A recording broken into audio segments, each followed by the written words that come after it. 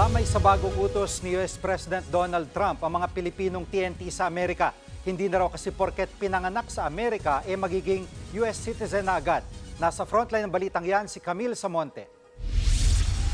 Kontrobersyal ang bagong executive order ni US President Donald Trump tungkol sa birthright citizenship. Sa ilalim ng 14th Amendment ng Konstitusyon ng Amerika, lahat ng ipinanganak sa Amerika ay ituturing nilang citizen o mamamayan. Pero kinontra yan ng bagong kautusan ni Trump kung saan nakasaad na hindi porket pinanganak sa Amerika citizen na agad-agad. Sa kanyang EO, hindi bibigyan ng US citizenship ang anak kung una, ang nanay ay iligal na nakapasok sa Amerika at ang ama ay hindi American citizen o permanent resident. At pangalawa, kung ang nanay ay temporary lang ang pananatili sa Amerika at ang ama ay hindi American citizen o permanent resident. Sa madaling sabi, American citizen lang ang ipapanganak kung ang isa sa kanyang mga magulang ay US citizen at kikilalanin niya ang bata. Ipatutupad ang executive order 30 days matapos pirmahan ng kautusan para lang sa mga ipapanganak pa lang. Pero ayon sa ilang eksperto, hindi pwedeng ganun-ganun na lang itatabla ang EO ang nakasaad sa konstitusyon. Katunayan, higit 20 state ang nagbabalak harangin ang utos ni Trump.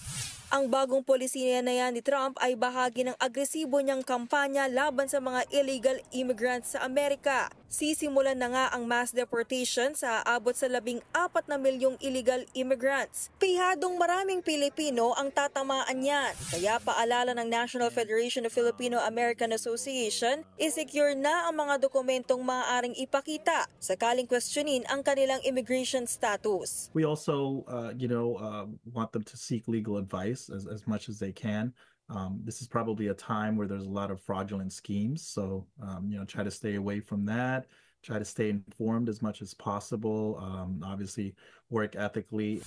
Paulit-ulit na rin pinaalala ng Department of Foreign Affairs na umuwi na ng Pilipinas ang mga undocumented na Pinoy kaysa ipa-deport sila. Kapag kasi ipina-deport, banned na silang tumapak ulit sa Amerika. Nagbabalita mula sa Frontline, Camille Samonte, News 5. Mga kapatid, Jiggy Manikad po, iba na ang may alam at may pakialam sa panahon ngayon. Para sa konkreto, kumpleto at komprehensibong balitaan sa Frontline, mag-follow at mag-subscribe sa social media pages ng News 5.